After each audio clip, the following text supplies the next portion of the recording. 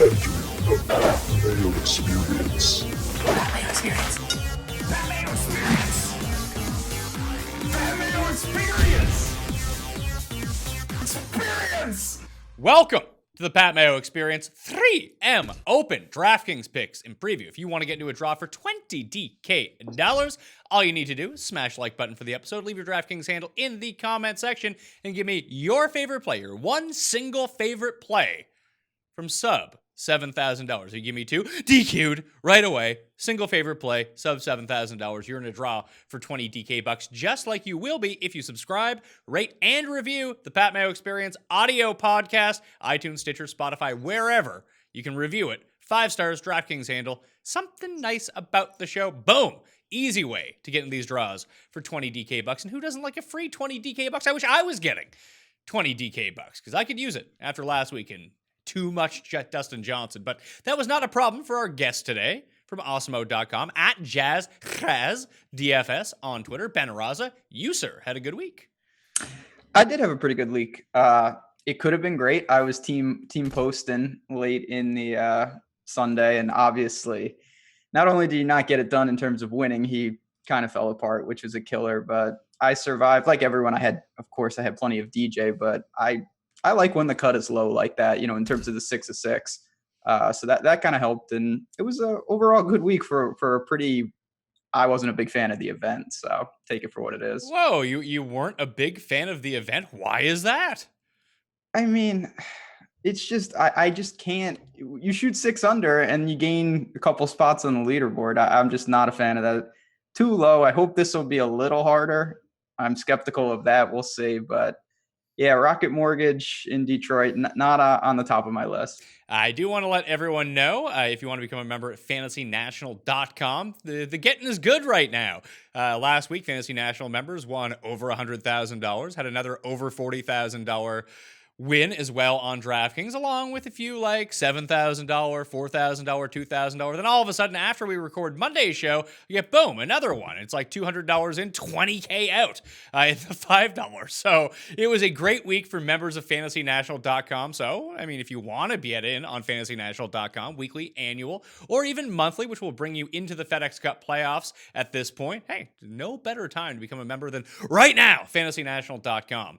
Let's talk about this course a little bit. Do you think it's going to play as easy as last week, despite being lengthened by 300 yards? It's over 7,400 yards, but everyone I've talked to, including myself, like doing the research on it, does not seem like it's probably not going to be like minus 25 hard, or easy, no. But like minus 18 seems in play.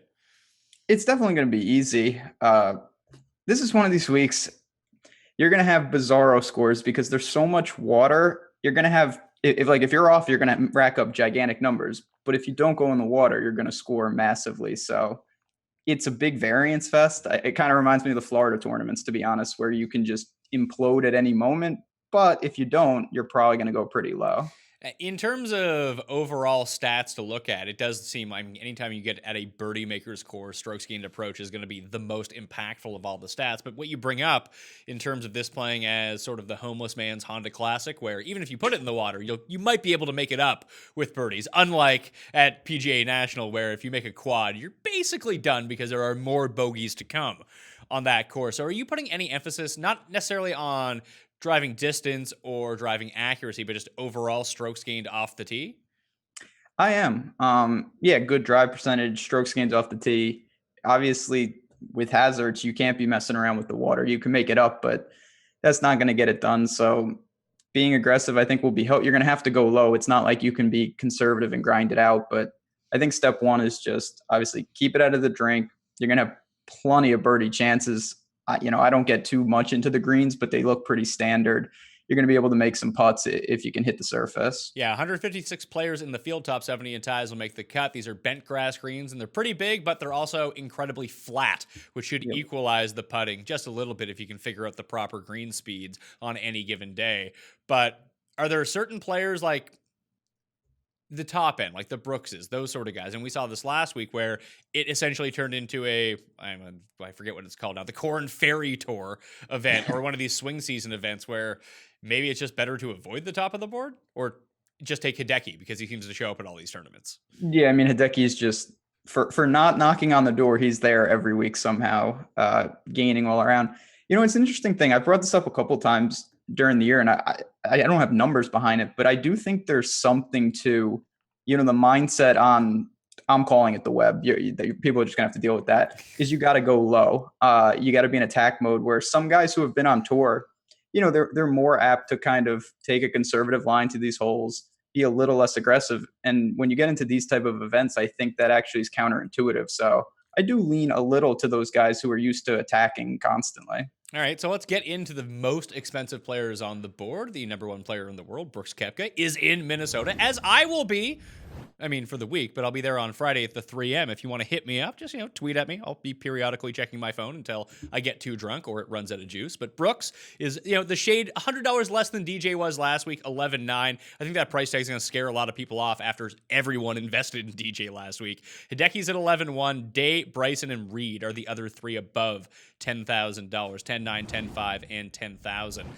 I mentioned this on the show with Feinberg. I love Bryson this week, and I don't think I'm alone in that regard. I don't love the price tag here. I don't love the betting odds, but in full disclosure, I bet the 14-1 number. I also like Patrick Reed a lot, and it feels like a lot of people aren't necessarily following me on this, but they're drawing the same conclusions that I am. In a spot like this at a high variance tournament, is this one of the better spots to just avoid the chalk this week? Oh, definitely. Long term, that's what you want to do because water is so unpredictable in the sense of, a shot, if it's close to the drink, one bounce and you're in, other times you're not. So that's definitely something on a macro level. I'm big Patrick Reed this week. That's the guy for me. I just think that I totally get what you're saying with Bryson. I think Reed's kind of doing the same thing though. He's starting to get it together. He was really good last week. People noticed, but it wasn't like he by any stretch broke through because Lashley was so far ahead. And I just think his game sets up well for this. I think he's poised to make kind of a late charge in what's been a pretty bad year for him. Yeah, in terms of Reed and Bryce, I guess Reed can win at any sort of course, but he's one of those players that once the irons get hot, then all of a sudden he's just making birdies in bunches. And Bryson, if we expect this to be a low-scoring event, he's never won a tournament lower or higher, than 15 under. So it's been like 15 under, 17 under, 18 under. Like these are the type of events that he really wants to basically just fire at all the pins, and hopefully he ends up getting a hot putter. And the putter's been pretty good lately. The approaches have been really good. The one part of the game where he's struggling at this moment at least, is off the tee, which is just really strange for Bryson. It's been that kind of year with him. I just feel like, it's like a whack-a-mole situation. He fixes one thing and then the putter's cold. And obviously off the tee is the least of my worries usually with him. So I have no problem. I expect he's going to be, I don't have any thoughts on ownership per se, but just off the top of my head, I would expect he'll be pretty popular just because he is showing signs of life. People like to play him. And it's nothing against him, but I think for me, Reed, if I pay down, obviously Decky, I think is the safest of the bunch just because he churns out a good finish every single week. Yeah, I expect Hideki to be the highest owned player from above this $10,000 range. He was the highest owned player overall last week in the $5 on DraftKings, and coming off another good week where he was the only expensive guy. I guess Fowler did okay, but Hideki actually did make a bit of a push that if you invested in Hideki last week and not Dustin, you were basically like, this is a big win for me. I probably got a 6-6 team through because I was looking at my lineups yesterday and just trying to where did I go wrong? Because it was not a good week for me. It was like 75% Dustin. Let's check that off as a huge error. But even guys like Duffner screwed me, Hoffman screwed me. But I went and looked at all my guys. I think every single player that I took below $7,400 made the cut, which is just mind-boggling. It was a bizarre week because all those guys, it just felt like they were correlated with DJ. Because you pay down to go get him. Brian Harman was the guy who really hurt me. I could have had some big teams if he would have got through, missed on the number. But yeah, Decky paid off. Ricky was not good. I had a lot of him. I was disappointed in his weekend, but no doubt that people are going to continue to play Hideki when he's on this run. Yeah, I'll probably end up, I generally don't play Hideki at these high numbers, but now I probably won't be talking to it this week anyway because I enjoy losing money so much that it'll be probably Bryson and Reed for me. But looking at the overall ownership percentages, at least early on, these are going to fluctuate all throughout the week, especially after people get a chance to dig in on Wednesday or watch this show and be like, oh, they said so and so is low owned, so let me take that guy. And then all of a sudden, that guy's ownership is through the roof. But it does appear like Brooks is coming in way below everyone else. Is this just saying screw it? Let's go with Brooks Koepka? Yeah, I mean, I'm a noted, at this point, not a big Brooks fan. I'm going to probably be over the field this week, though. I don't mind paying up for him, maybe even being aggressive, trying to pair him with Reed in some spots. If he's going to get, I know, it's one of these things. It's a narrative until it's not. Oh, Brooks, he doesn't care, and then he shows up at the majors. Well, one of these weeks he's going to blow the field away in a garbage event, and then that's all going to change. So the price is more than fair considering how good he is. And if the ownership's low, I'll probably force myself to get over the field. Yeah, the way that I'm looking at it on fantasynational.com right now, they have projected at 13%. But when you look at actual lineups that have been generated with him in it, it's down at 7%.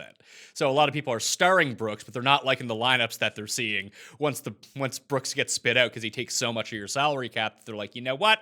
I'll pay down for Matsuyama. That allows me to upgrade from like a $6,400 guy into a $7,200 guy, and I just like that team better. But I think this is a week to really take a swing for the fences. Absolutely. There's no doubt about that. And if we get a line that Brooks isn't going to be, and I think it's fair to say that there's no chance he's more popular than Decky. That's just not going to happen.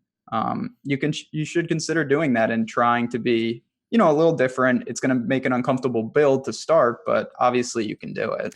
So does that mean no Jason Day for you? Because I thought that he would end up becoming the forgotten guy here, but I think people are really enamored with that price versus people don't like Bryson. People don't like Patrick Reed. So that's always going to cap their ownership to a point. It's like Ian Poulter in that regard, where people just genuinely don't like him, so they don't want him on their DraftKings team. They want to root against him.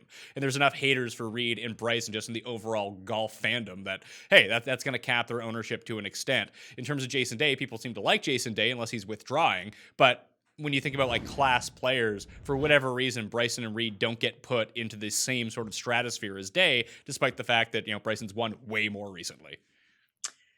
Day is tough. I always have trouble kind of ranking him in terms of tiers. The last time we saw him at Travelers, he was absolutely phenomenal. He's a great putter and he couldn't putt. If he shows up with that tee to green game, he's going to be serious contender. Obviously, I'm going to take a look at him, but I do have him behind kind of some of the other guys up there. Unless something changes, if we see something with a tee time split, I think he's not the priority for me, despite being somewhat appealing. So Reed and Bryson are probably my two favorite plays, but it does sound like we're both going to jump on Brooks as well because of the low ownership.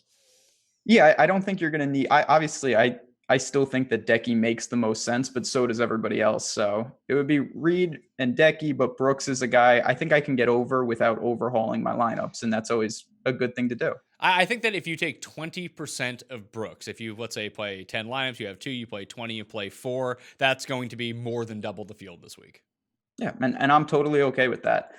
It's not a guy that I'm looking to really make a stand against or for, to be honest. I want a little leverage. And then I'll move on because there's just some other spots that I think I'd rather be more aggressive on. 9K range, we have Rory Sabatini at $9,500, then Neiman, then Finau, Hovland, and Sung J M.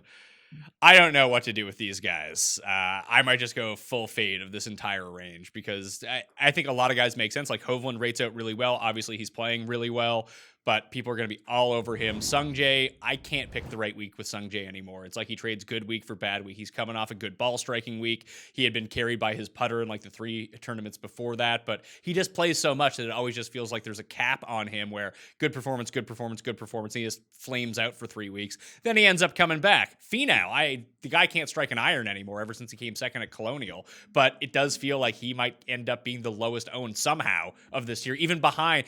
If you told me at the beginning of the year that Tony Finau would be a lesser price than Rory Sabatini in an event where you needed to make a ton of birdies, yet Rory Sabatini would still be higher owned, I would not have believed you. Yeah, you and me both. I like Tony Finau this week. I know this is, for anyone who watches a lot of my shows, they're probably stunned at what's going on here because another guy I don't like to play, but I know he's playing bad. I know it's 3 straight miscuts. I am buying in this spot. He's right next to Hovland, which I think is a perfect price for him. The game should fit. I know if it's in poor form, it's not going to matter, but this is still a guy that, he would have been way more expensive and way more popular if he had shown some form lately. And he's surrounded by a bunch of guys that, they're priced up because they're playing well, but I don't know if they're really 9K golfers. Obviously, it's a weak field, but man, it's hard not to look to Finau despite the form.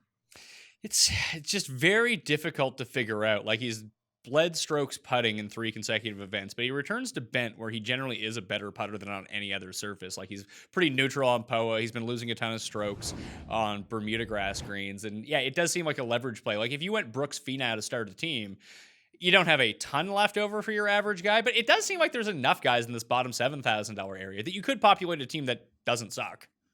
Yeah, you could do that. And it's going to be really interesting. And that's why, just to go back for a second, I don't think people want to play Brooks because people are going to want to take Hovland, Niemann's, those type of guys. And it's pretty difficult to do that.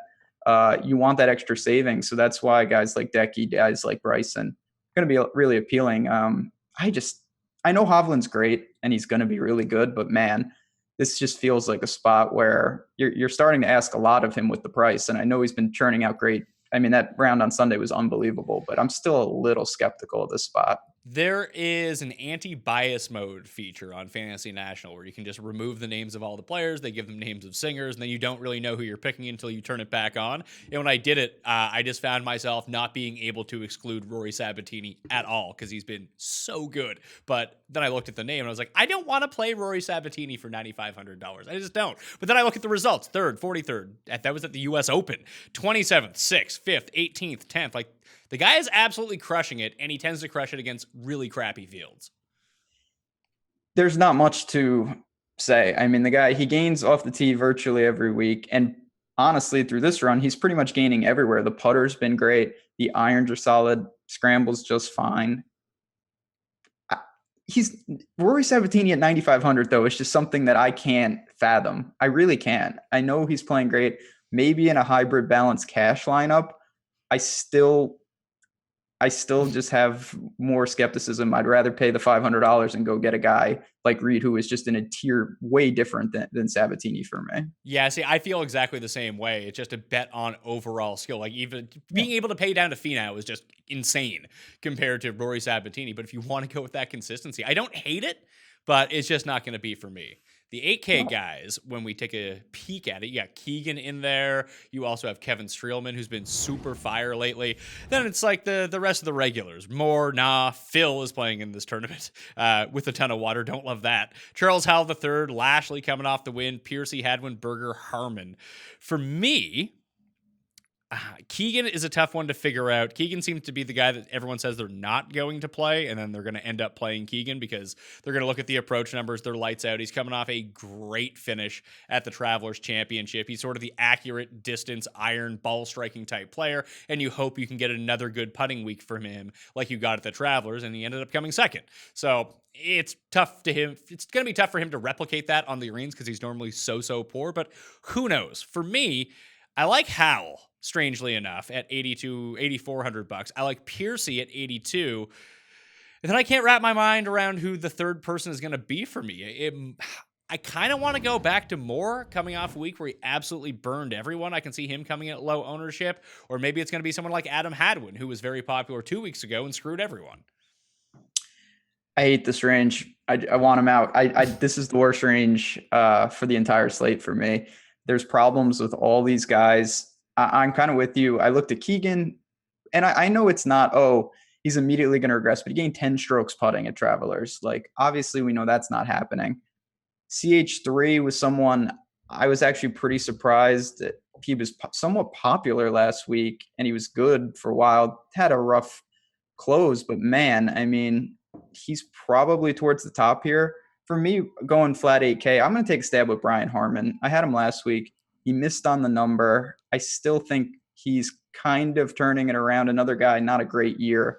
But man, I don't like a lot in this range at all. Yeah, there's not really much that differentiates this $8,000 range from like 7,500 up to 8,000. Like it's all basically the same guys. Like when we talk about, I don't know, Piercy and Nah and Berger and Harmon and those guys, what's really the difference between Duffner and Hoffman and Watney and that type of player?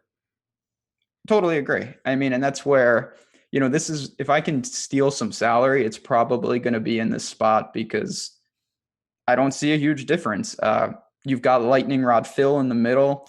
I can't listen. I've really enjoyed New Phil. He's doing interviews by candlelight with his mom now on Instagram. I'm all for that. You get me to a course where there's water. There's 27 water hazards.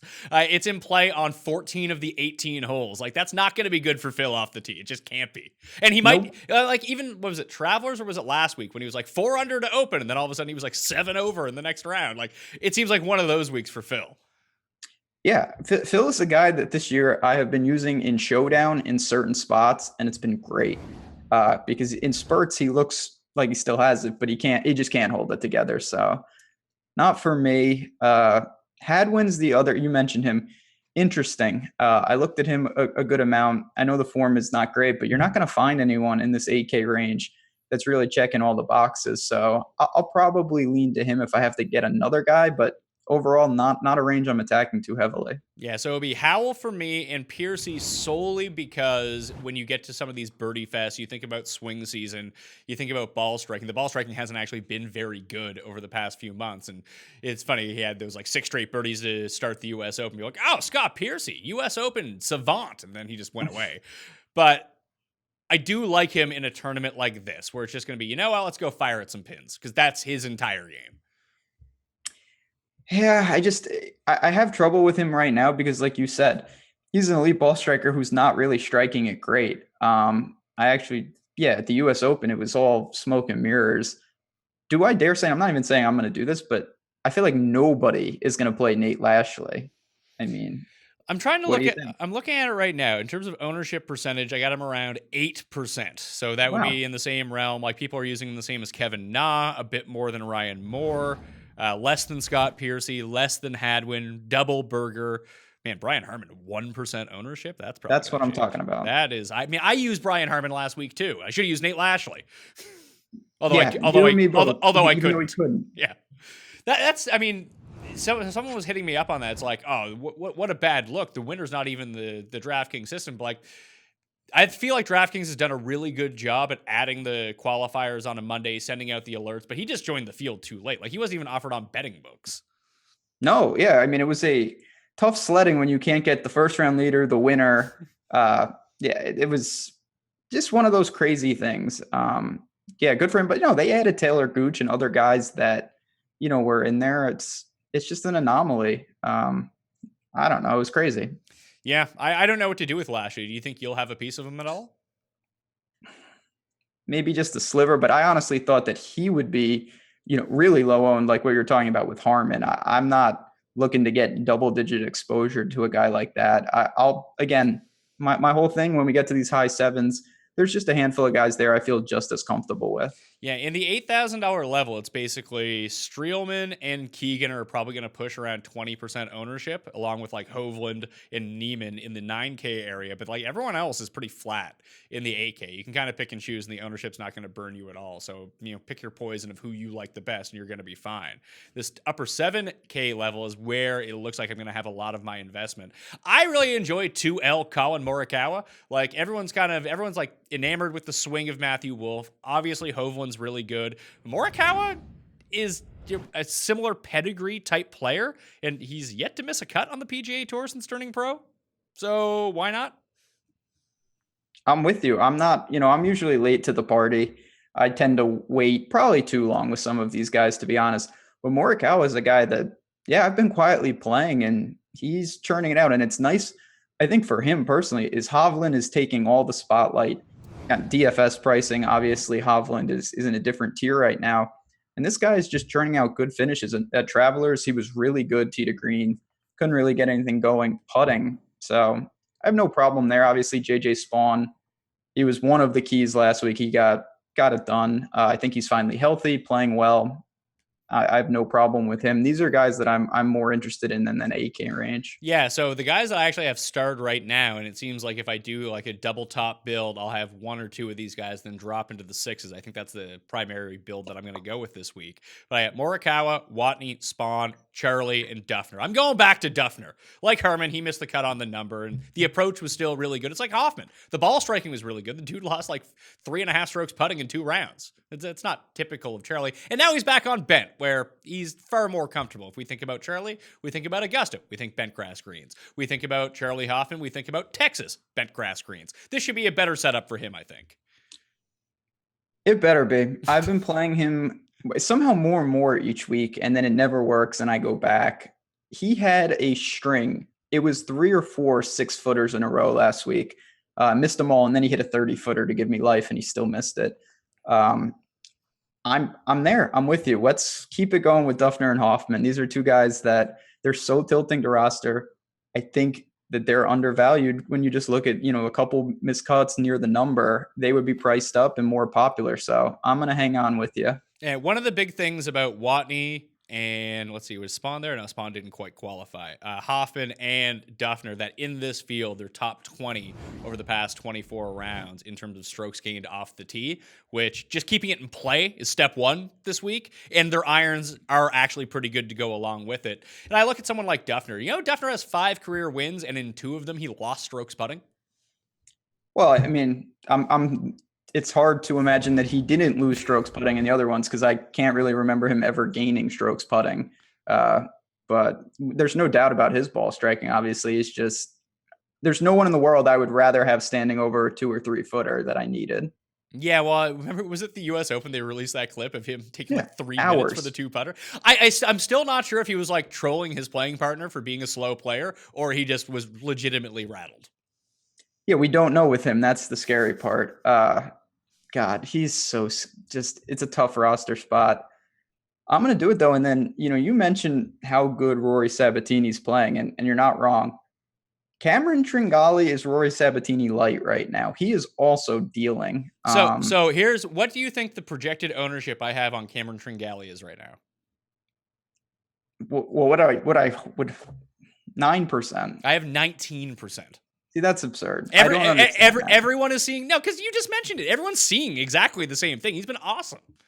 He has. I just really, oh my God. See, that's one of those situations. I like Tringali. I'm not getting over. If he comes in at 19%, I'm not going to have leverage there. It's just not going to happen. Will you match the field because you seem to like him? Like, it's not as I figured out, it's not just super sharp to start fading guys you actually like and then rate out well just because they're too high owned. Like, I feel like that's a mistake now.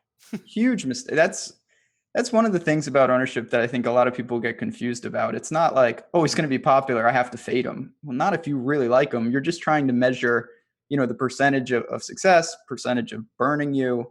And Tringali is a guy that there's no doubt I'm going to play him because I like the spot. It's just, do I want a fourth of my lineups to have him? Probably not. And that's what you might need to get leverage. So the 2 highest projected guys I have in the $7,000 area in terms of ownership, Tringali number 1. Do you want to guess who number 2 is?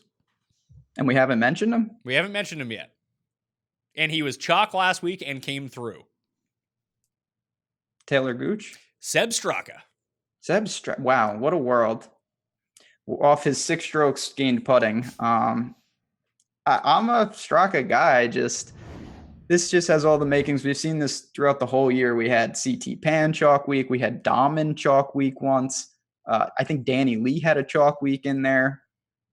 I don't know about all that. Are you going to go back? I know you're a Straka guy in life. Yeah, no, I like Straka, and just even to see everything correlate itself out, like statistically he rates out well. He's been playing really well. The ball striking's been good, but I'm just not going to eat the Straka chalk at this price. When I look at players lower than him that I have better rated and I just have a bit more confidence in. Like Corey Connors has been very poor putting recently, but he's going to hit every fairway. And we've seen him, like, he's gained strokes twice this year in 15 tournaments, and they've both been on bent grass. I really like Corey Connors a lot. Interesting. Yeah, I mean, Corey Connors is a guy we know how good he is. Tee to off green, the like tee, yeah. ball strike. Actually, tee to green's probably not fair. He's awful around the greens, but ball striking wise, he's basically. We talk about like the light, like if Cameron Tringali is Sabatini light, Corey Connors is Keegan Bradley light. Fair enough. Which, oh boy, it's a dicey. I mean, you just look at the putting stats; it's ugly. But you know what? Maybe these greens, if they're super flat, can negate that. And as we just talked about, if Keegan can gain 10 strokes putting in a given week, anybody can. And that's what putting really gives you. Boy, looking at this range, I mentioned to you before the show, I took a peek at Luke List. I don't know if I can stomach it. He's been absolutely awful since the PGA. Just bet him. Just bet him. He's 90-1. Like, just throw go. $10 on him. You'll be like, fine. Now I don't need to make these investments on DraftKings. I'm not. I haven't played Luke List in weeks. I just bet him every week. Same as Siwoo. Just bet him. You don't necessarily need to play him on DraftKings. He will ruin your week. Oh yeah, Siwoo's been awful. And I'm sure I don't know if he's not healthy or what the deal is, but it hasn't been good. The guy that I did look to is Sam Burns a bit. He's another one, gonna gain off the tee. Really good, just aggressive driver. Rest of the game, not great. He can get crazy hot though. I like him in a scoring environment. 7,300, no problem with that price. Burns is I actually lied to you before. No, it is Straka. It's Tringali, Straka, Doc Redman as the third highest owned, then Gooch and Sam Burns. Those are the five highest owned guys, at least projected right now, of the 7K area.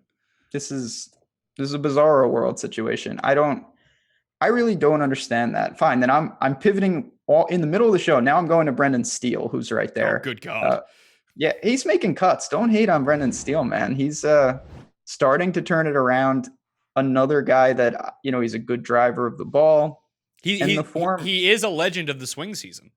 Legend of the swing season. That's what I'm saying. You know what? It seems like every course you just look to Sanderson Farms and then take your players from there and you'll be just fine. So the guys that I like more, I like Max Homa a lot at $7,000. He actually rates out third statistically behind Brooks and Hideki in this field for what I'm looking at least recently. But dude also cannot putt. It's like why Connors pops every single week. But if you can get both of them on the same page and just be neutral putting, I think you're looking pretty good here. The other one, he was T15 in the field last week, and birdies are better gained against the field. He had somehow finished T46. Dylan Fratelli, he's going to gain off the tee, most definitely. The rest of his game, I can't speak to that, but he's long, he's accurate. It does seem like he should have a good week here. I mean, you're talking to a noted Fratelli guy. I played him last week. I play him every week, and it's just I don't know what is going on with his game outside. Yes, he is a pretty good driver of the ball, but he's been scrambling well. The putter has been bad. I really feel like he hasn't gotten much out of these rounds. He was good at Wells Fargo. Since then, it's been just ugly finishes. So I don't mind that just because we're talking about, this field is very weak. I looked at him. I looked at Jonas Blixt, who's right there, but there's not a ton to like. And you're going to need to take someone in this low sevens, high sixes range for sure. If you had to eat the chalk with some of these guys, whether it be Burns or Straka or Gooch, I don't like Gooch's driving enough. His irons are out of control good, although they were not last week. It was all putting if you actually go look at what he did. But he just sprays it off the tee too much for my liking. But in terms of someone like Doc Redman, who's really good off the tee, coming off the good week, yes, he's going to be super popular. Is that a spot where you would just look to someone else? 100%. Doc Redman, unlike Tringali, unlike Burns, where I'm going to have to evaluate how much do I want. Doc Redman's just not for me. He was spectacular. He was the key last week, obviously, on DraftKings. I did not have him. I saw a lot of sharp people were on him. I'm not going back to him, though. If he garners ownership like we're expecting, I will let other people chase that. I will go to the other guys we just talked about. Trying to think of who some of the other, you're not on your guy, Bill Haas. I've been playing Champ recently, and it was looking really good until it wasn't. No, definitely not on Champ. Bill Haas obviously he struggles with golf in general these days, but he has gained off the tee in 4 straight events. That's the only thing I could say that's positive. We've seen him score out of water. I guess that's the other positive. But other than that, it's bad. I'd probably play Wyndham Clark before him or just do anything else. Well, the other guy who's kind of lodged in here, he's made 4 consecutive cuts. The irons have been really good. He's gaining off the tee, and when he gets hot rolling the putter, he's actually a pretty good putter. It's Mackenzie Hughes. Another one of your You boys. Yeah, I looked, he was sneaky okay last week. He's gained more than 5 strokes tee to green in 3 of his past 4 tournaments. Now you're gonna make me play this guy. Oh boy. He's been good. He is. I just, I will say Mackenzie Hughes is a guy that I do like to target in scoring environments. He's not someone, you get a windy, brutal event. That is not his forte. I like him more where it's you got to go low. You need 15, 20 under. So maybe I will look to Mackenzie Hughes. I should let everyone know if they want to play in the Pat Mayo Experience DraftKings Open this week because it's the holiday. I mean, we just finished ours in Canada. You'll have yours upcoming for what I believe you call USA Day. Do I have that correct? Sure. Why not? So with the Independence Day weekend coming up, a lot of people are sitting this week out, especially after getting burned last week. So only 2,500 spots in the Pat Mayo Experience DraftKings Open this week. You can find the link in the description of this podcast or video on Facebook. We cannot put the link on YouTube. That's how we got banned. We don't want to be banned for life or banned for a month or anything like that. So I'll provide the link to my Facebook page. You can find it up there if you're not a downloader of the podcast, which is, weird. Why aren't you doing that? That could really help out the show. But that's how you get in. And you want to get the spot right away because I think there's already 1,700 people in it. It's already Tuesday morning. So that's going to fill very quickly. The peoples at DraftKings underestimated it's weird. Some weeks, no one wants to play. Other weeks, everyone wants to play. It's a rake-free event, people. It's only $15. You can only put in 3 entries. Have you signed up yet? I actually haven't this week. I forgot to text you the link. That's why I forgot. But yeah, I will. That's the first thing I go in every week because it's if you're allocating funds, that's where you should be putting it. It's rake free. It's a great event. Love that structure. So we'll see. I have made no noise in it. Have you been close at all in your own event? I came close 1 week. I was in second all the way through midway through Sunday, and then whoever I had went bogey, bogey, bogey, bogey, and I was 11th. Yeah, that'll get you. I think 11th was my best finish in the PME Open. I could be wrong on that though. But most weeks I just don't cash any of my 3 teams.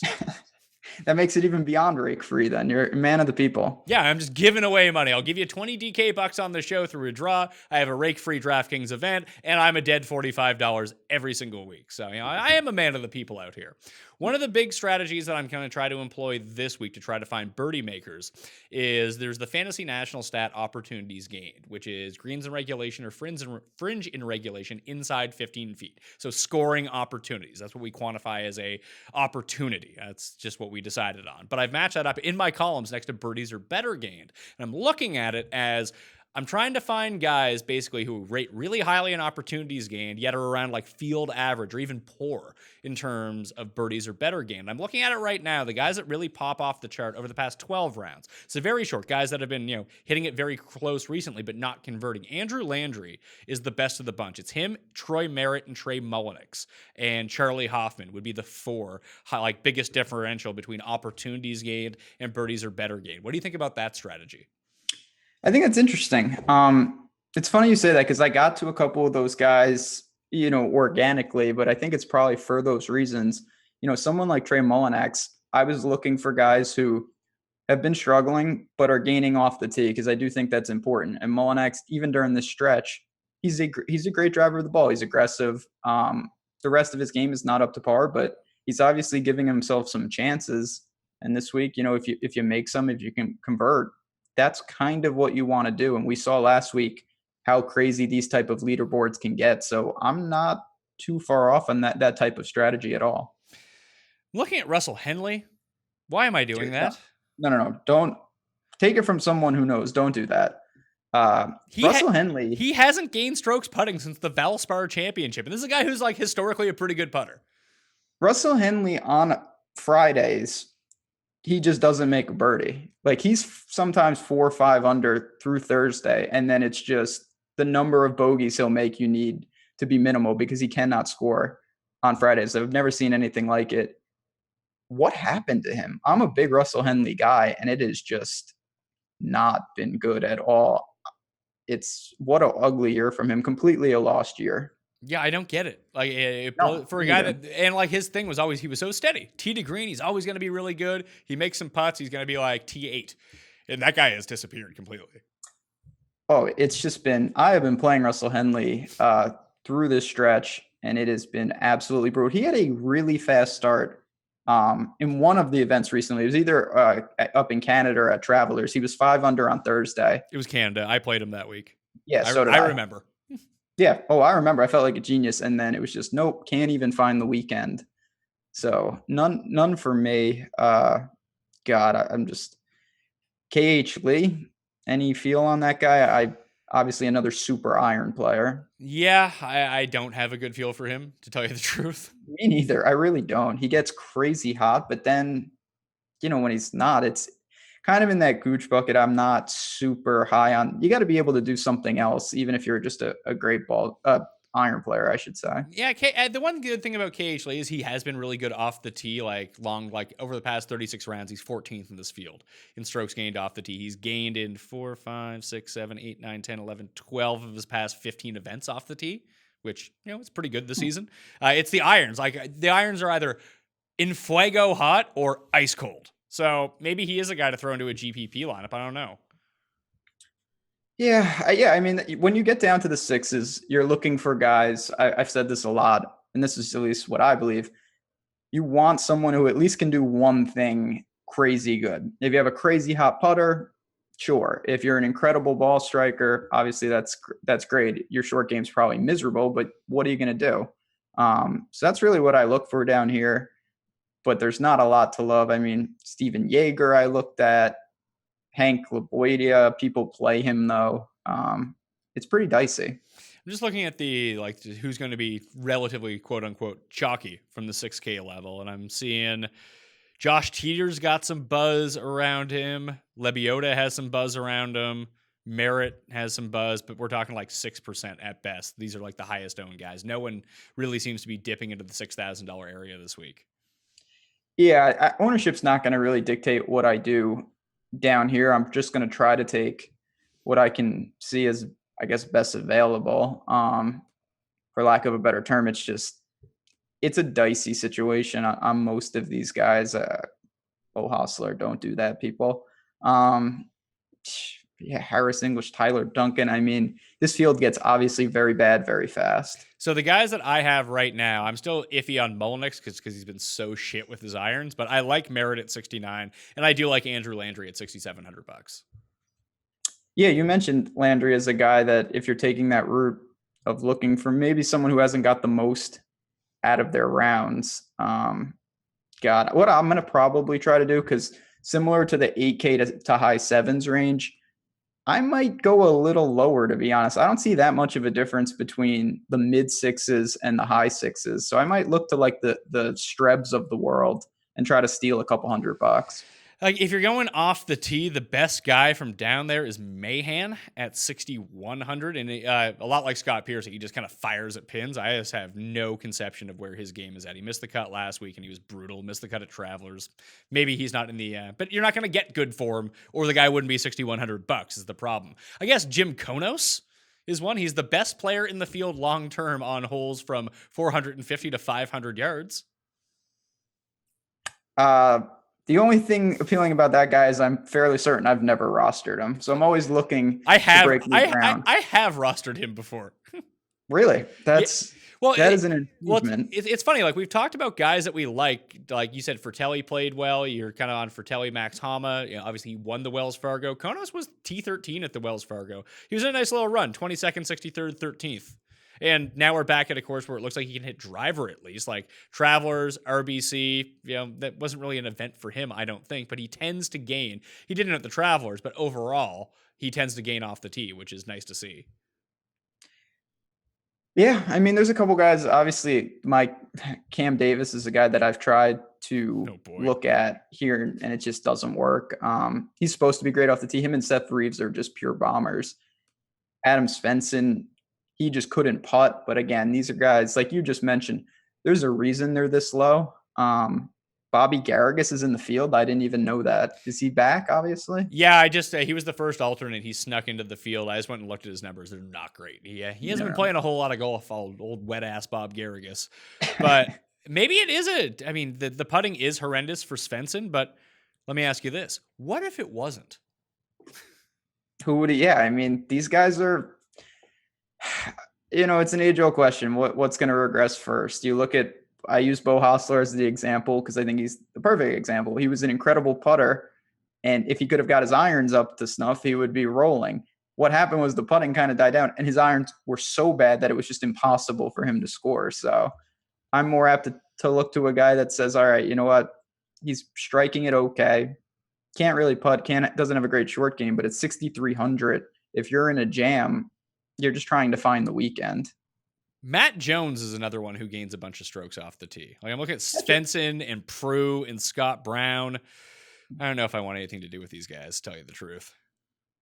Prue was actually pretty good. He was T21 at the U.S. Open, T20 at Travelers, missed the cut last week, but gained almost 2 strokes on approach in 2 rounds. Generally gains off the tee. Before last week, he had gained off the tee in 5 consecutive events. I think I might throw him in. Okay, I can get behind that. That's not awful. I'm going to last one last guy for me, and it's obviously a very friendly. A lot of people love to play him in DFS. He's missed a solid 5 straight cuts.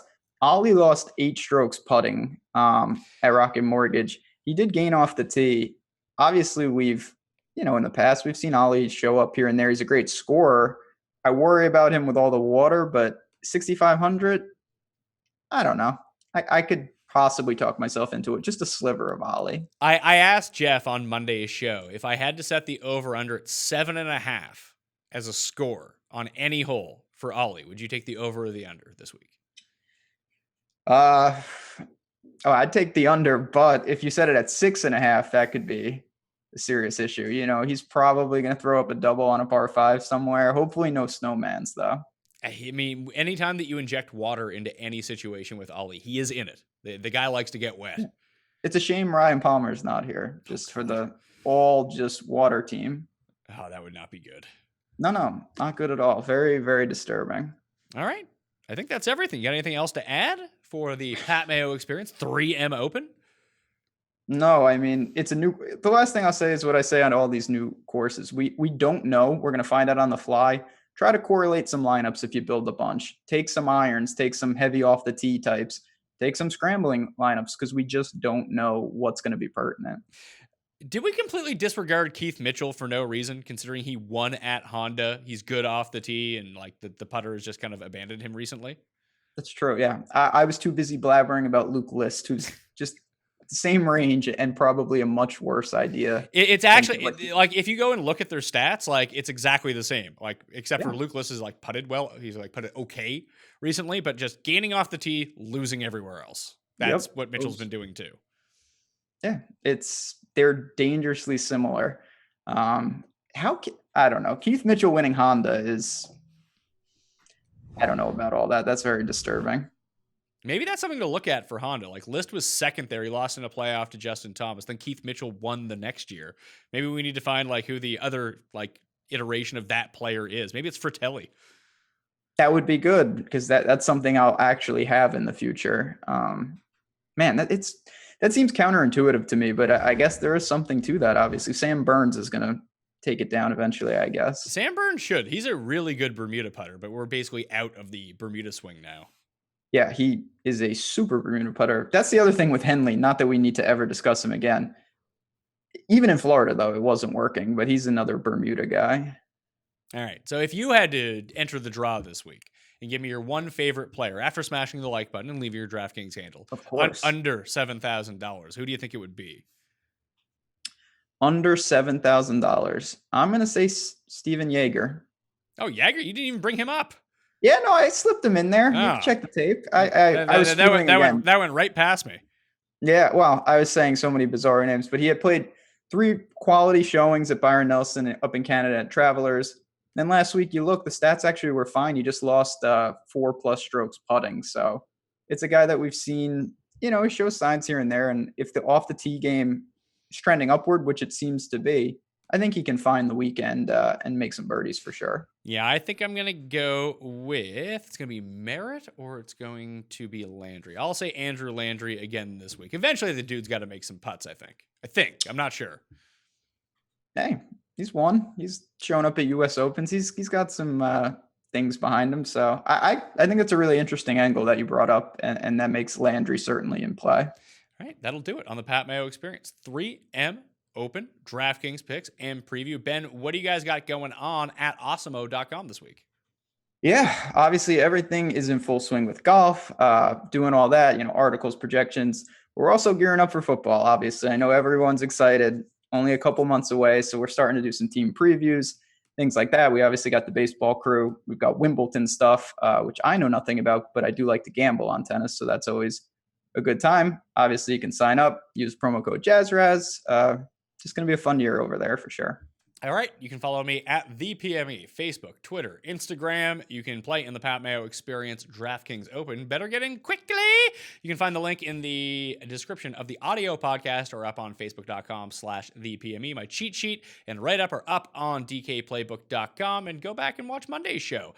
Later on this week, I'll have a Cuss Corner, I'll have football rankings, and the UFC show. Other than that, come hang out with me if you are on the grounds at the 3M Open at TPC Twin Cities on Friday. I'll let you know where I'm at. You can come over, you can come hang, you can punch me for giving you terrible fucking advice all the time. But hey, whatever you want to do, we'll hang for a bit, all right? I'm Pat Mayo. Thanks for watching. I'll see you next time. That Mayo experience! Experience!